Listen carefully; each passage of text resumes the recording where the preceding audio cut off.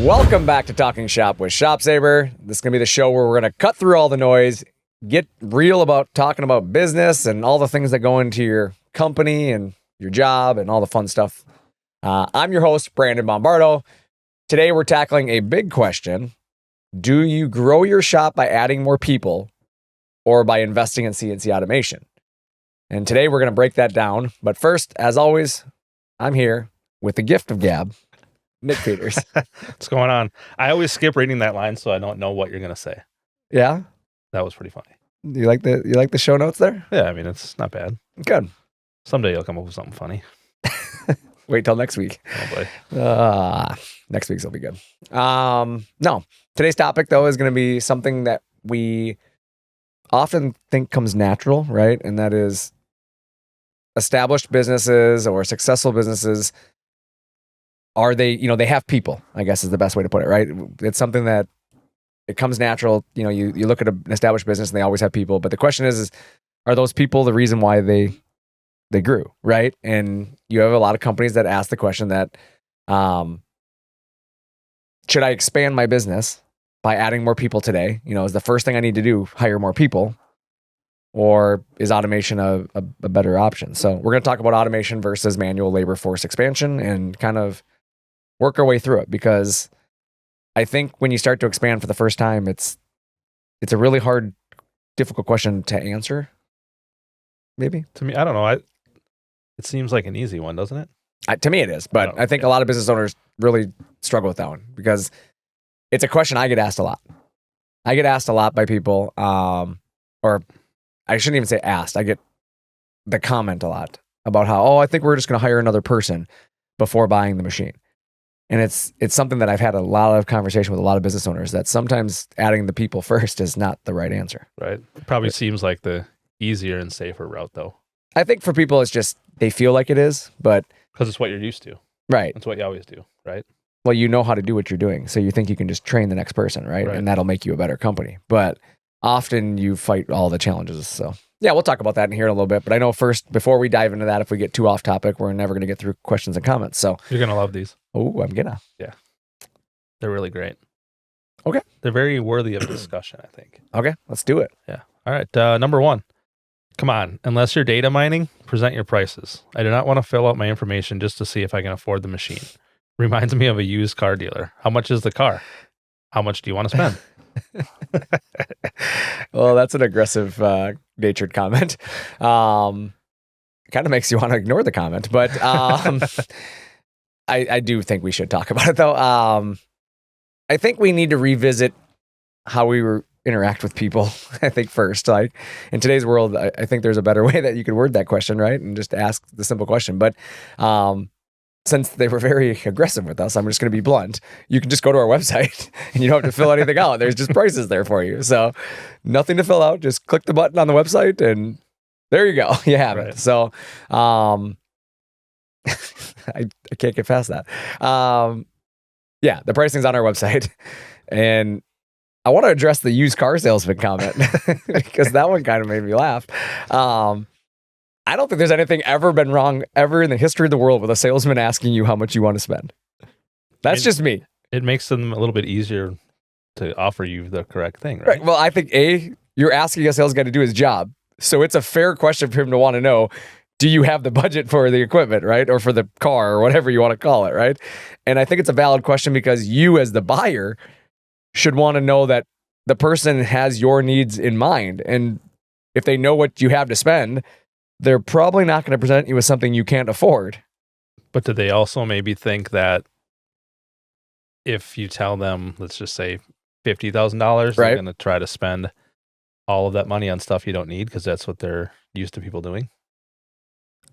You know what I mean? Like, yeah, I mean, you know that's true though. I mean, people. But if your budget's $50,000, then you're planning on spending $50,000. So wouldn't you want to get the most you can for $50,000? Absolutely. But what if, unlike how we do it here, right? Other people could be like, oh, well, you need this, and this.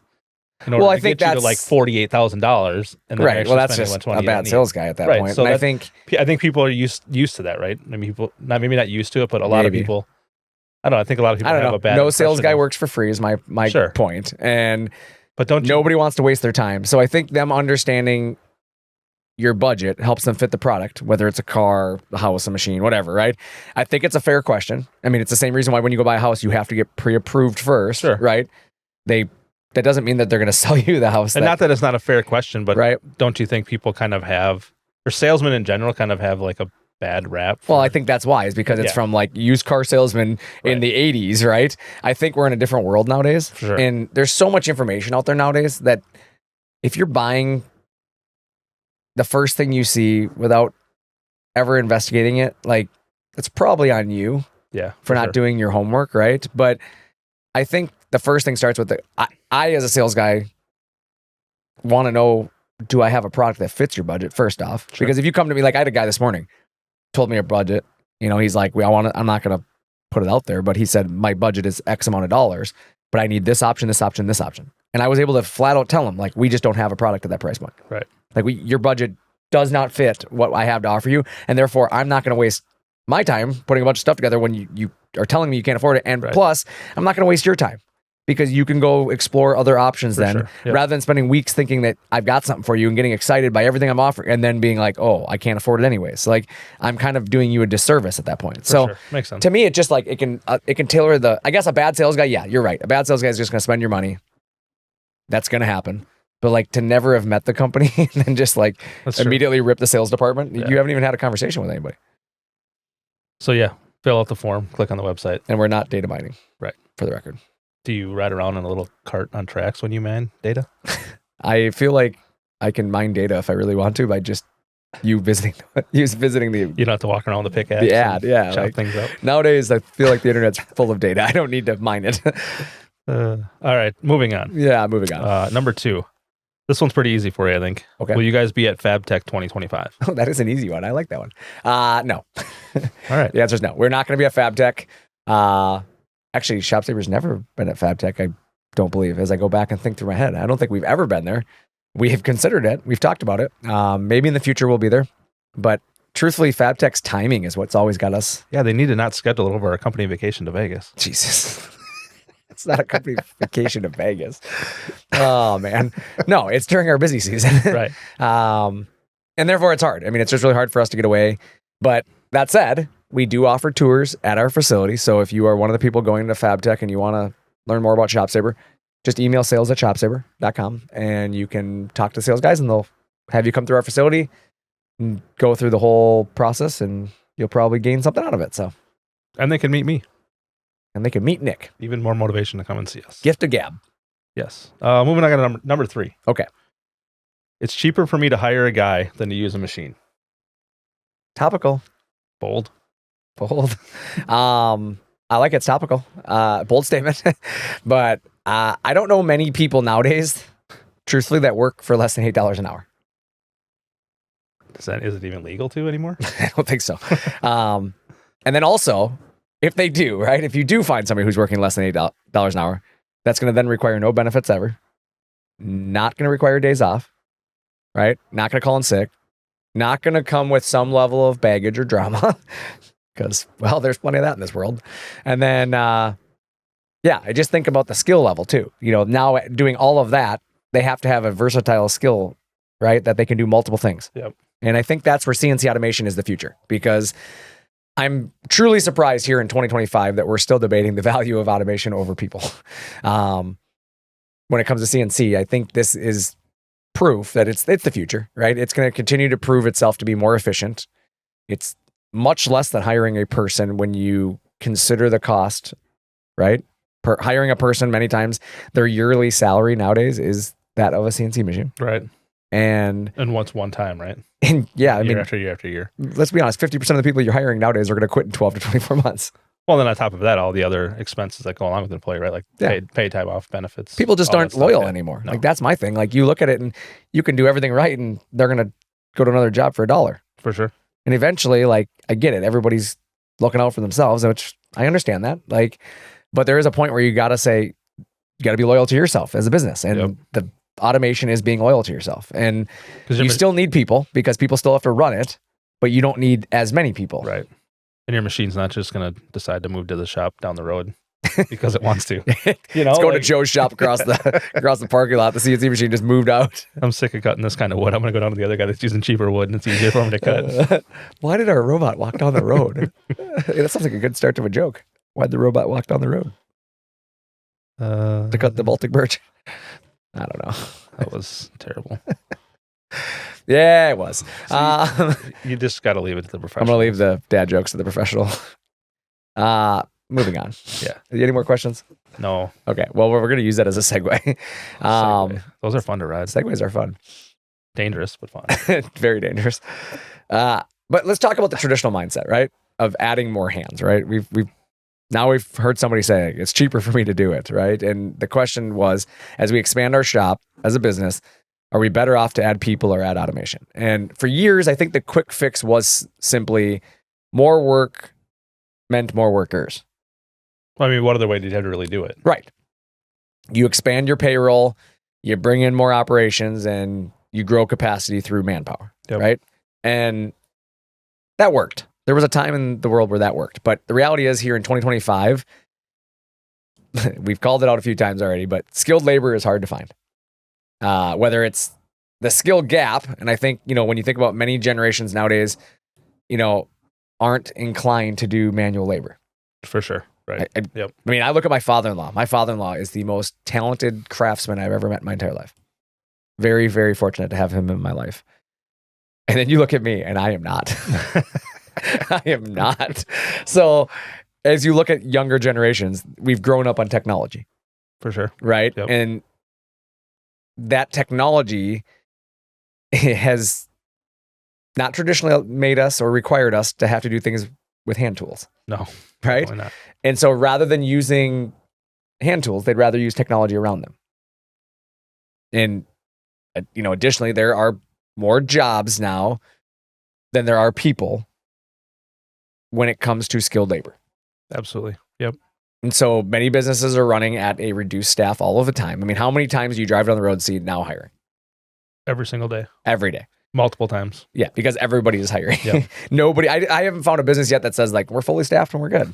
Like you don't see it, right? You simply do not have the same number of people to fill all of the jobs that exist. And it's not because, let's tap into that quick, because it's not because people don't have the skills. It's because the ability to own a business nowadays and to start a business and the number of businesses that have been started by people is significantly more than they were 20 years ago. Oh yeah, by far. I mean, it's easier to do, right? Right, because you think of all the online stuff now, and like before, to sell a product, you had to have some sales skills, and you had to now there's e-commerce. Just throw pictures of it up online, right? People see it, and so like, oh, this is cool. Even if you're building something that has to get sold online, you don't have to necessarily have a sales department anymore. Right. You don't have to have a marketing department. You can do so many things that you don't have to do. And let's be honest, training takes time. That's the other thing about expanding through people. Whether you want to admit it or not, training sucks. For sure. Hiring somebody and having to train them is probably top 5 worst things about being a business owner. Well, and then going back to what you said earlier, having to do it every single year, 18 months, because somebody right. moves on. Right.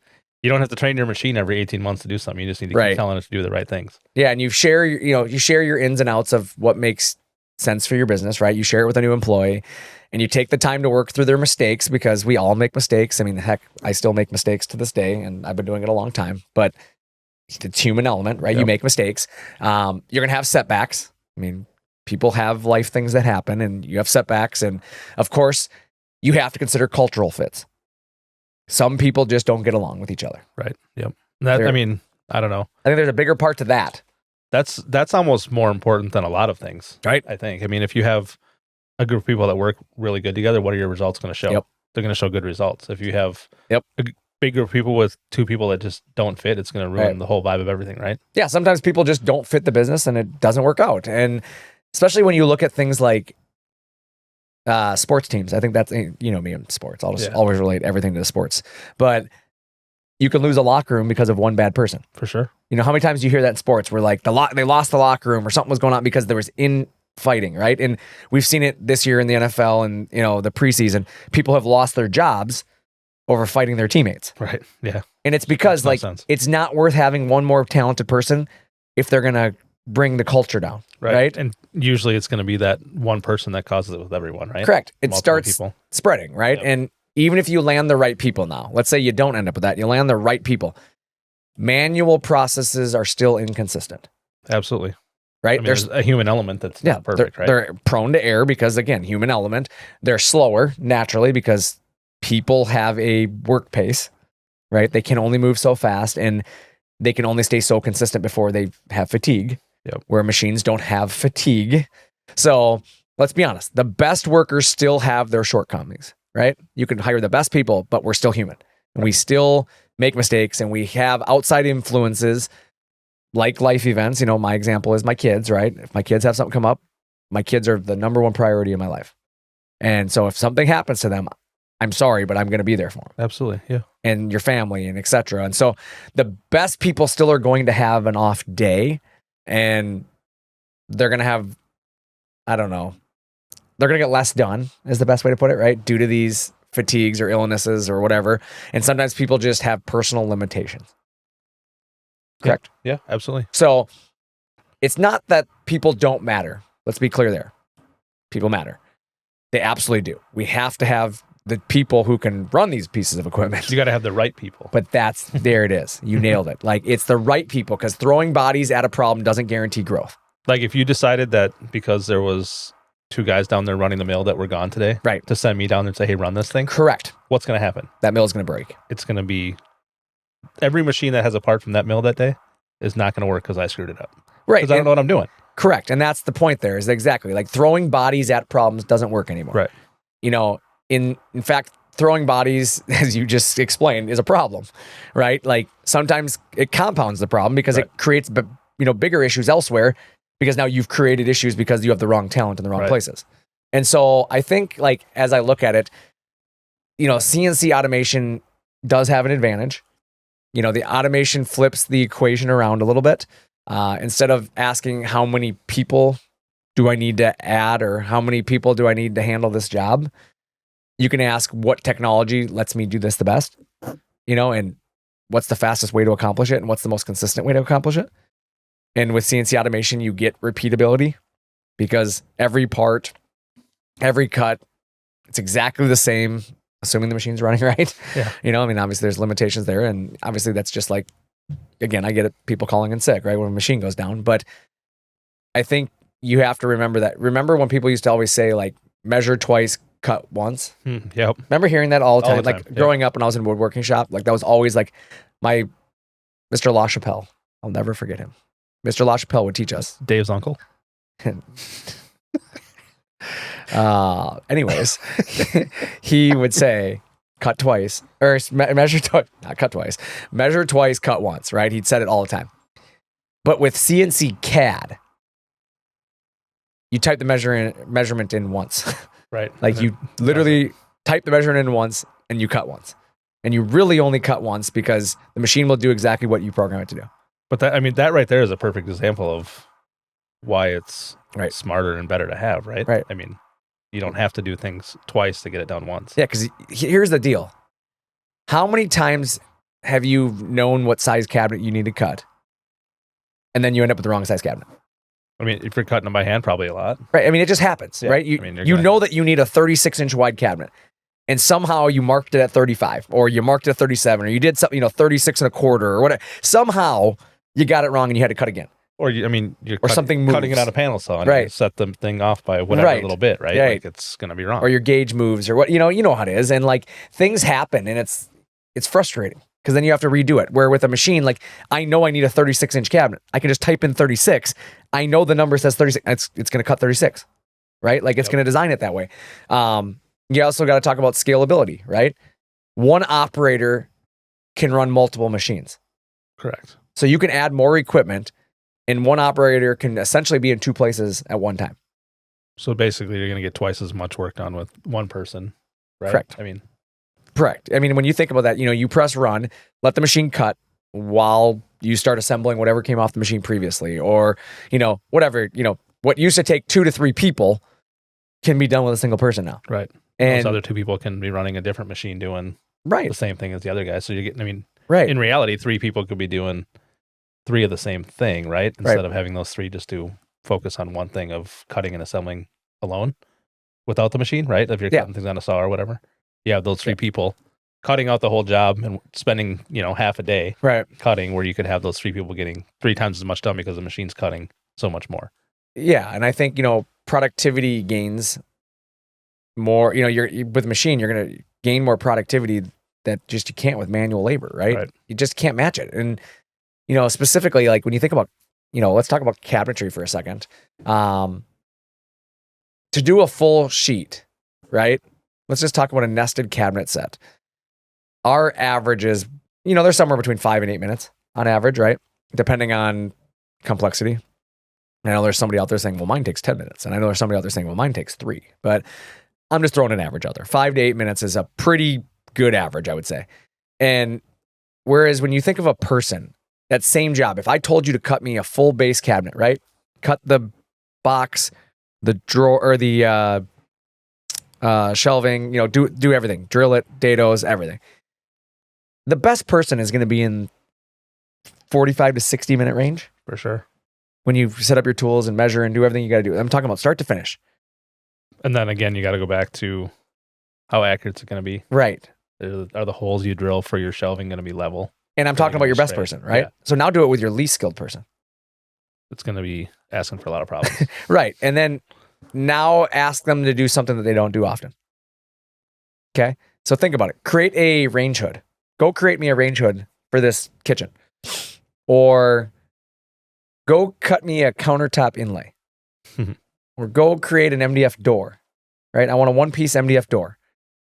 I don't even care if you do a shaker. Just make me a shaker MDF door. Or go make a dovetail drawer. And again, the cutting is a fraction of the time on a machine. And the design can be customized to your needs, right? Right. And you're going to get exactly what you want. Right. With manual labor, there is a required skill to pull this off. And the craftsmanship is going to largely depend on the craftsmanship of that person, right? Right. And if it's your least skilled person. Right. If they don't possess the skills, can they do what you're asking of them? Probably not. Right. Take your newest employee and go ask them to make you an MDF door. They'll probably look at you like, what are you talking about? Right. I mean, it's just, I don't think you realize how versatile a machine can be, right? And then you think about it as, skilled workers, they add value 8 hours a day. But a CNC machine can produce precision 24/7. So if you need to, and I'm not saying you want to, right? But if you need to, you can run overtime. You can run late. You can run the weekend. You can run on a snow day. You can run when you need to run. And the cost doesn't change. Yep.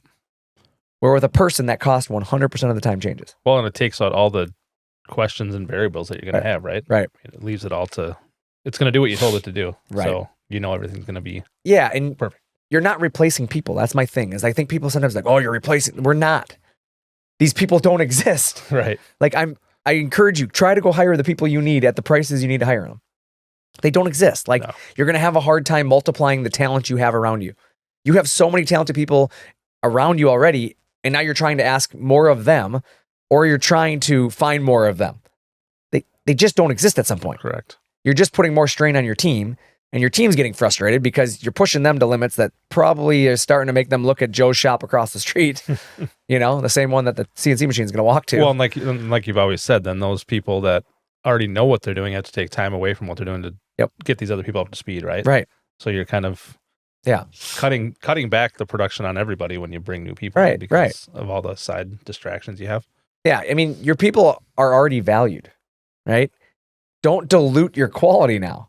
Because that's really what you're gonna do is you're gonna dilute the quality staff that you have by adding subpar labor and forcing it on your quality people. Yep. Because now they're just frustrated. Now they're irritated because good teams don't like carrying bad team members. Absolutely not. And I can speak for that. Like we've had that in the past where we've had people here that just didn't work out.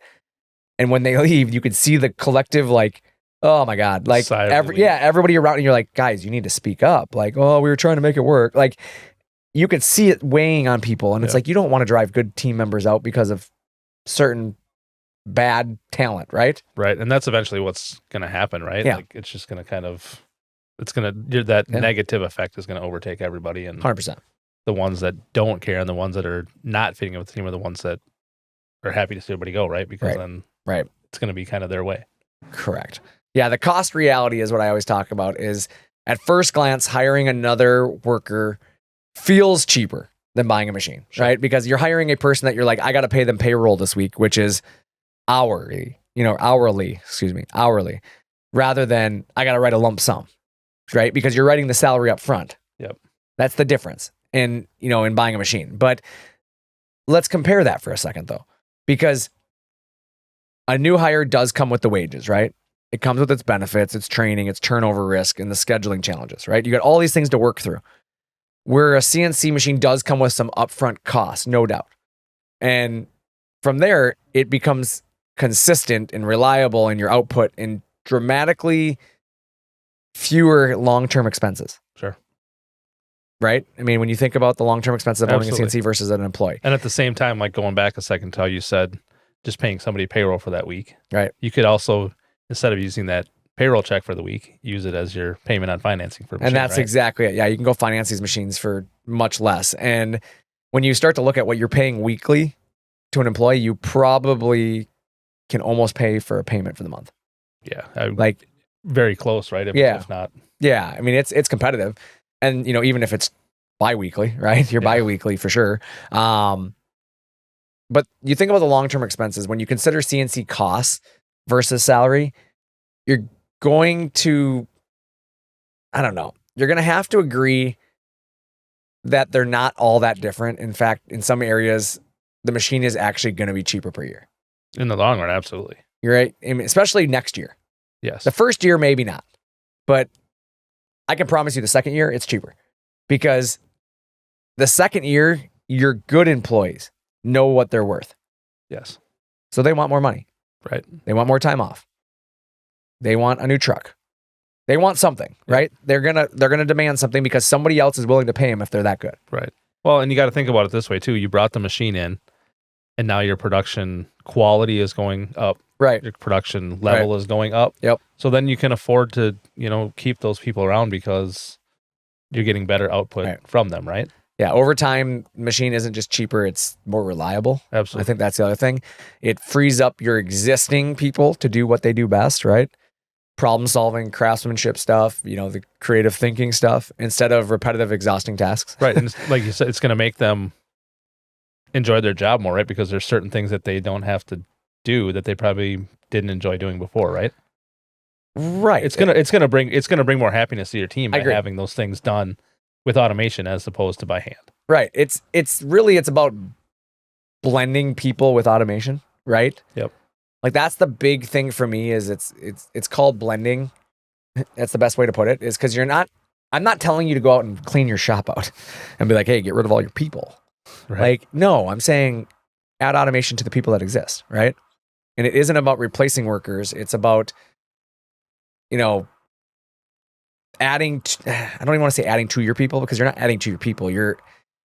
It's empowering your people. Maybe that's the word I'm looking for, right? Like we're going to empower your people, like it's similar to what we do here at ShopSabre. We invest in automation to help the incredibly talented people that we already have within our building. Yep. Right. As an example, like with painting, right? You buy paint equipment for the painters. It doesn't mean that I'm replacing painters, right? Yeah. We have robotic welders, but that was the first thing that popped into my head. Like all the little monotonous welds that are the same thing over and over and over that somebody now doesn't have to sit on a chair and do all day. They can do something more productive. Yeah, because we have some really skilled welders, and that just takes some of the, like you said, just boring, same repetitive tasks and automates it, right? And you look at our production floor and the equipment that helps to streamline their processes, like our testing equipment, rather than having to sit there and have somebody hand measure everything, like we have laser calibration stuff. And you just start to look around the building and you start to see so many pieces of equipment that assist the team in doing what they do. And your shop should be the same way. Absolutely. Right? I mean, you use forklifts to assist people lifting stuff, and you use, vacuum lifts to load tables, or, you have software pieces that help your estimators estimate. I mean, heck, even imagine if you were stuck in the past and the guys building pallets were pounding nails by hand. Right. And, they're now using a nail gun. Yeah. Instead of a nail gun. Now they're not missing the nail and hitting their thumb and getting mad because they nailed it. Just things like that little things that you don't maybe necessarily think of. Yeah, I feel like the strongest shops just don't choose between people and automation, right? They leverage CNC to truly handle a lot of like the heavy duty lifting, if you will, right? Sure. The production stuff. And they let their workforce really focus on high value tasks. I think this is the way that sustainable growth looks. I think it's how you build a competitive edge over your competition, because when people are still doing things the hard way, you're streamlining it. Right. And you're going to be way ahead of the curve when those people try to finally catch up. Yeah. CNC automation isn't going away. I don't see it anywhere. It's kind of like the internet. Like you go back 10 years ago, people thought the internet was like a fad, right? Like, oh, it's going to go away. Like, you know what I'm saying? Like not even 10, for sure. Probably 15 years ago. But you think about how much, like you said before, how much easier it's made for people to sell things. And you just think marketing things. Yeah, so I was going to say, think about social media. Right. 10 years ago, social media was like unheard of. I mean, if you're a business today, there's no way that you can make it without doing some sort of social media, right? Right. I mean, it's the way people get their information. It's what it is. So if you think that, like you said, CNC is going to go away because people are just going to be like, it's old news. It's the future of your business. It's going to keep getting better and better. Yeah, it's the future. And businesses who wait to do it find themselves chasing their industries. For sure. And their competitors specifically, their competitors are going to bury them. Yep. Like they're going to just leave you in the dust. And I think a lot of people have realized that. Like a lot of people are really exploring the stuff, but it blows me away that people are like, oh, I should just hire a few more people before I add a machine. Like add the machine first. Right. Because then if you are going to expand and add people later on, you have people learning on the appropriate equipment. Absolutely. And I'll tell you what, I think you're going to draw in better talent because the most talented people out there see the benefits of automation. And they see that you're keeping up with the times. Correct. And if you don't have it, they're not going to choose your shop over the shop that has the equipment. Yeah. Right? Like, oh, can I go to this shop and let the CNC cut things that I'm going to assemble, or do I want to sit on a panel saw or table saw all day cutting these parts and hope they work? Right. Well, that's the thing is like you just start getting to the point where it's like, especially if a shop, you get really good talent that's been using it, they're not going to want to go back to doing it old school way. Right. They're just not going and they're going to embrace it and enjoy using it, right? Yeah. Unless you're paying a ridiculous amount of money, you're going to have a hard time drawing in those people, right? And so for me, if you're at a crossroads and you're like, hey, do I hire more people or do I invest in automation? I think just remember this. People are your most valuable asset in your business, without a doubt. But automation is how you get the most out of every person on your staff or on your team. And really, I mean, it's about, getting with your employees and, I don't know, stop working them so hard, right? Getting with them and understanding where their constraints are and start giving them the tools to be successful and consistent. For sure. Right? Yep. So that kind of wraps up this week's episode in terms of like the base topic. Obviously I always like to get into motivational quotes. I picked a quote this week that was very consistent with the messaging this week. And it was, growth is never by mere chance. It is the results of forces working together. And I think it's the truth though. Like when you think about it, it's not a chance that you're going to grow, right? You're doing a lot of things that are causing growth.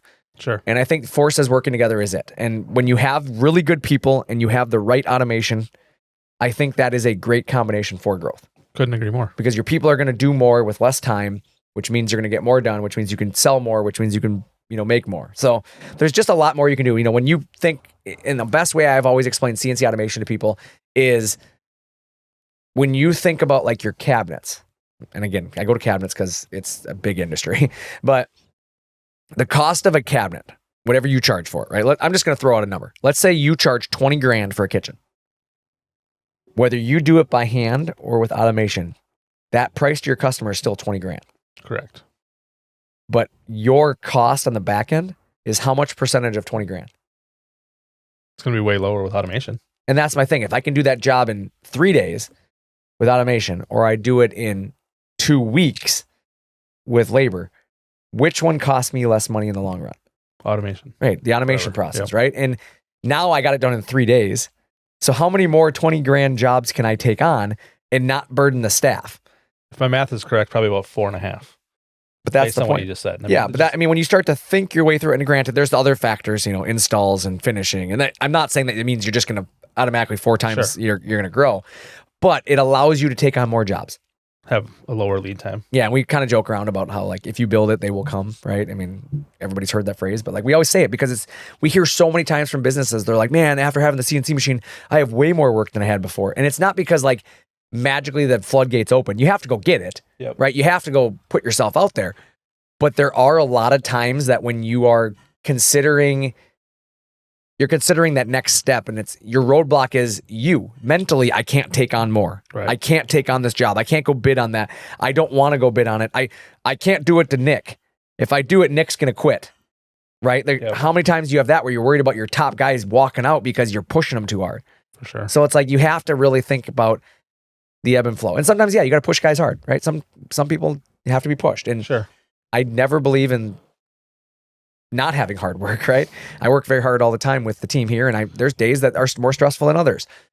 But that doesn't mean that I'm not going to also try to make sure that there are easy days too. Right. And that's what this is about. So I don't know. For me, that's what CNC automation looks like, and why, can you add people? Absolutely. There's a lot of businesses that add people and it works, and maybe that is your next step. But I want you to strongly consider, is the next step better invested in people or better invested in automation? And maybe it is people for your business. But for a lot of businesses, a lot of fabrication, manufacturing, automation is the future. So that's where I'm at. I like it. It was good. Cool. Well, in the future, we're going to talk more about these topics. Obviously, we're going to be bringing another episode. Next week, we will be shooting an episode on, I think we're going to talk about, we understand it's hard. It's hard for everyone. And it's just kind of talking about business in general and kind of that mentality that there are tough days. And sometimes the tough days is just what you make of them. So we're going to talk about that in the future here. But obviously, thanks for tuning in to Talking Shop with ShopSabre. I'm Brandon. And I'm Nick. As always, until next time, keep pushing your shop forward. And remember, growth isn't just about adding people. It's about investing in the right tools and multiplying when you're ready to multiply. So, as always, thanks for tuning in. We'll see you next time.